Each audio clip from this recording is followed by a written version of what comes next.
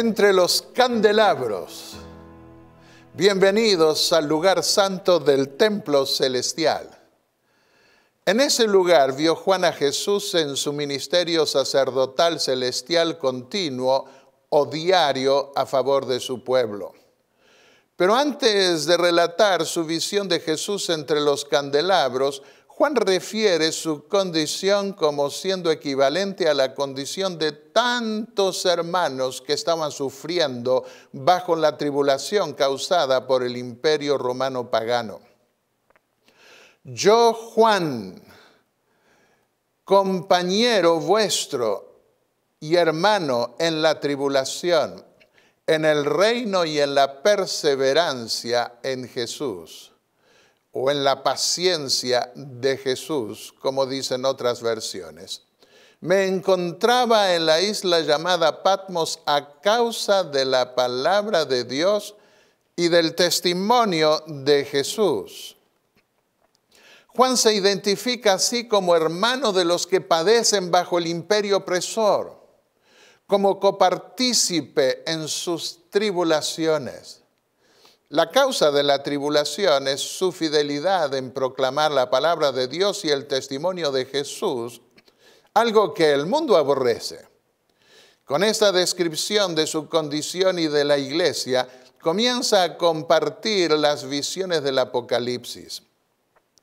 Esas revelaciones tienen como propósito alentar la fe de las iglesias ante las tribulaciones que tendrán que sobrellevar.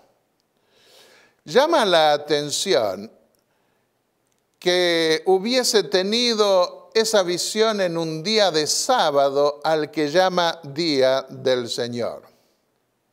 Aún teólogos no adventistas admiten en sus comentarios sobre el Apocalipsis que el Día del Señor era el sábado. Se basan, como lo hacemos nosotros, en el hecho de que la Biblia llama al séptimo día de la semana Día del Señor. Veamos los pasajes. Si retrajeres del sábado tu pie, de hacer tu voluntad en mi día santo, y al sábado llamares delicias, santo, glorioso de Jehová, y lo honrares no andando en tus propios caminos, ni buscando tu voluntad, ni hablando tus propias palabras, entonces te deleitarás en el Eterno. Y Jesús dijo, porque el Hijo del Hombre es Señor aún del sábado. Vemos estos pasajes en Isaías 58, versículos 13 al 14, y en Mateo el capítulo 2, el versículo 8.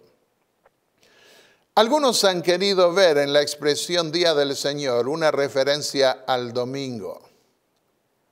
Pero esa conexión es posterior, proveniente de una época en que los cristianos de Roma principalmente comenzaron a honrar el domingo como lo hacían los paganos.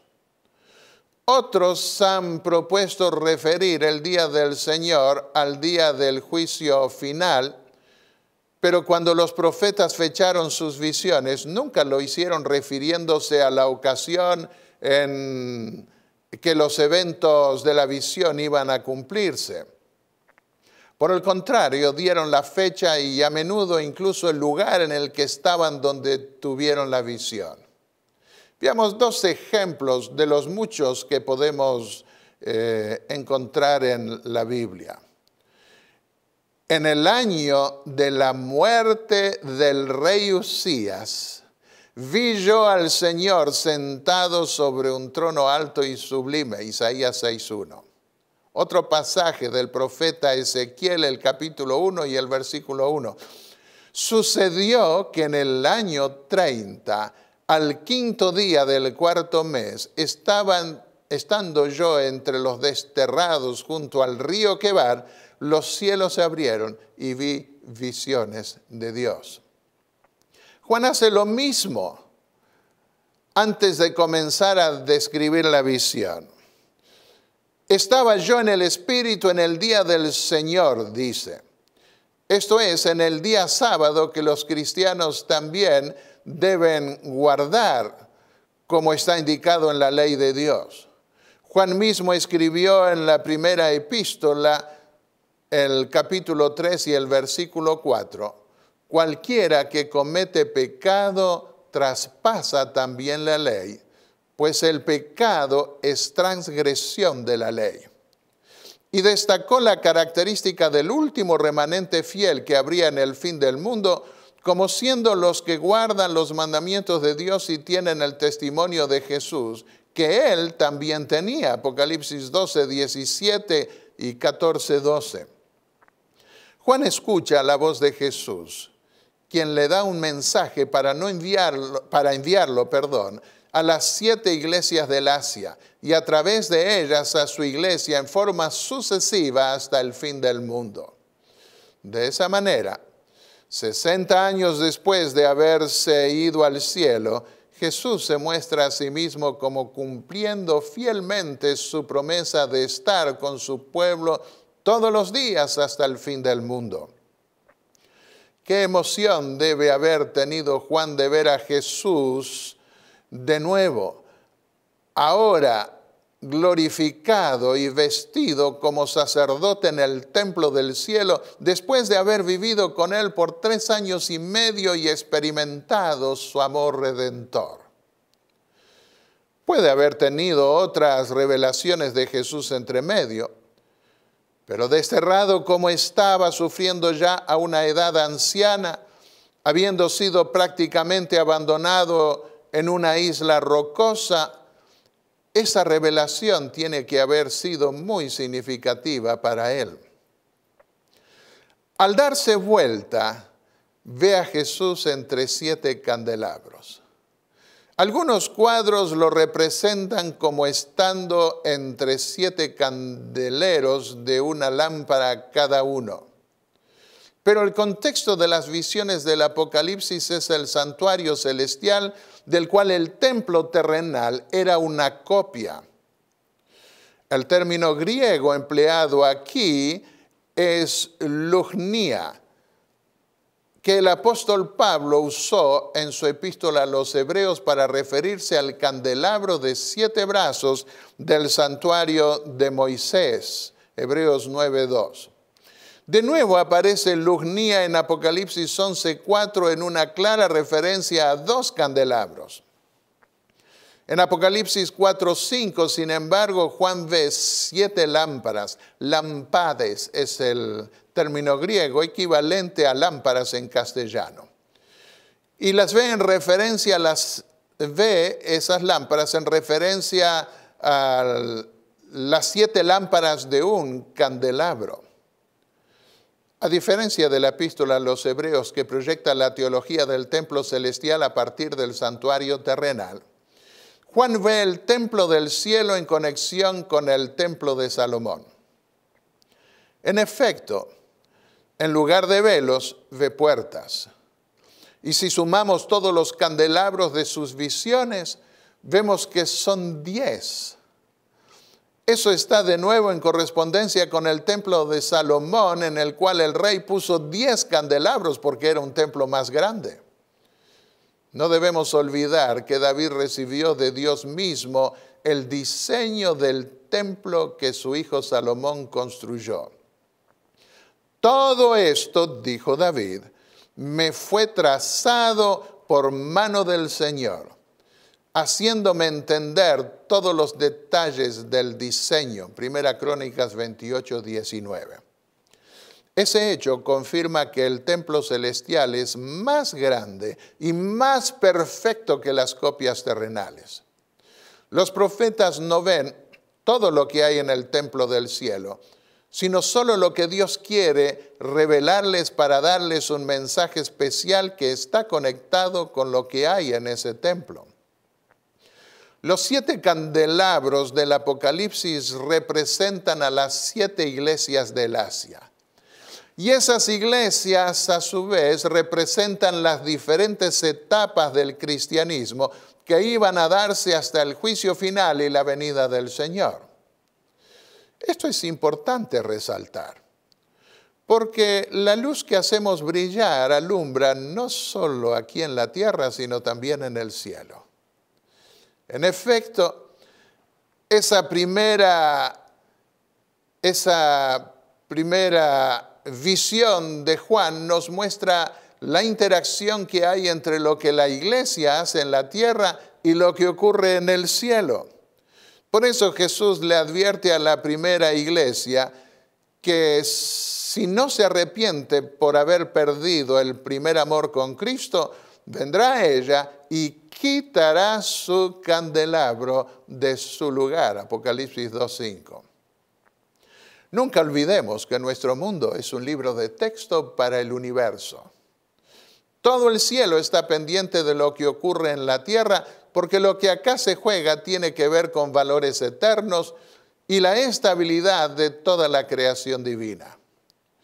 Teniendo en cuenta esta realidad espiritual, el apóstol Pablo dijo: hemos llegado a ser un espectáculo para el mundo, tanto para los ángeles como para los hombres. 1 Corintios 4:9. También dijo Jesús que hay más gozo en el cielo por un pecador que se arrepiente que por 99 justos que no necesitan arrepentimiento. Hay gozo y tristeza en el cielo. Los ángeles cantan de alegría cuando un alma se arrepiente y tocan sus arpas en alabanza a Dios. Y también lloran de tristeza cuando caen en tentación. Dios nos da el privilegio de testificar no solamente en la tierra, sino en el mundo invisible para nosotros del cielo. ¡Qué privilegio el nuestro! Y se nos promete que el día llegará en que seremos llevados al cielo para testificar en persona lo grandioso que fue para nosotros la redención del Señor. El Espíritu Santo es el intermediario de esa conexión entre Cristo, quien está en el cielo, y su iglesia que está en la tierra. Por un lado, la iglesia se sienta con Cristo en lugares celestiales, dice el apóstol Pablo en la epístola a los Efesios, el capítulo 2 y el versículo 6. Y por otro lado, Jesús está en medio de su pueblo en la tierra.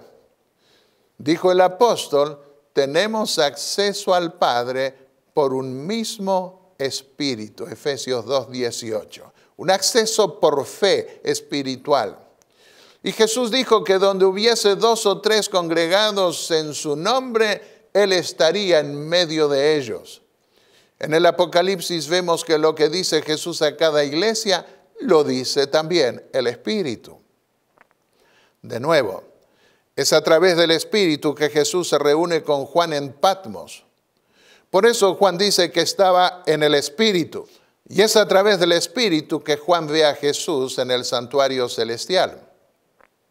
El ropaje mismo de Jesús se suma a las evidencias de los candelabros para afirmar que la visión está enfocada en su ministerio sacerdotal en el lugar santo del templo celestial. Y a pesar de encontrarse en su incesante ministerio sacerdotal en ese lugar, Jesús se revela a su apóstol con la magnificencia de un juez. Leamos Apocalipsis 1, versículos 14 al 16. Su cabeza y sus cabellos eran blancos como blanca lana, como nieve. Sus ojos eran como llama de fuego. Sus pies eran semejantes al bronce bruñido, acrisolado en un horno. Y su voz era como estruendo de muchas aguas. Tenía en su mano derecha 7 estrellas y de su boca salía una espada aguda de 2 filos. Su rostro era como el sol cuando resplandece en toda su fuerza. Todas estas imágenes evocan cuadros de juicio, lo que nos hace pensar que, aunque todavía no se ha establecido la corte en los cielos, el Hijo del Hombre quiere que su iglesia ponga sus ojos en ese evento. Veamos más de cerca su descripción. En primer lugar, la cabeza y los cabellos son blancos. Esa es una descripción que nos hace pensar en la corte de venerables del juicio final, ya que el anciano de días y sus 24 ancianos se sientan en juicio como en la antigüedad para juzgar a su pueblo. Lo vemos en el libro de Daniel, en la visión del juicio del capítulo 7 y el versículo 9, y también en Apocalipsis 4, versículo 4, y en otros pasajes más. Un segundo aspecto, ojos como llama de fuego.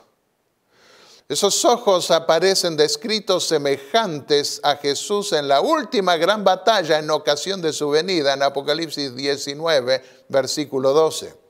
Y también cuando se viste de lino simple para señalar el tiempo del fin en la última visión de Daniel, en el capítulo 10, y después vuelve a aparecer en el capítulo 12, siempre en conexión con el fin. Recordemos que el sumo sacerdote se vestía de lino simple cuando entraba en el lugar santísimo al final del año litúrgico del templo antiguo. Daniel 10:6, si lo comparamos con Levítico 16, versículos 4, 32 al 34. Una tercera característica. Los pies de Jesús son como bronce bruñido. Así describe Daniel también al varón vestido de lino que señala delante del profeta el tiempo del fin, en Daniel 10:6, capítulo 12, los versículos 6 al 9. También describe Ezequiel de una manera equivalente los pies de los 4 seres vivientes en su visión del juicio celestial sobre el antiguo pueblo de Israel, Ezequiel 1:7. Una cuarta característica.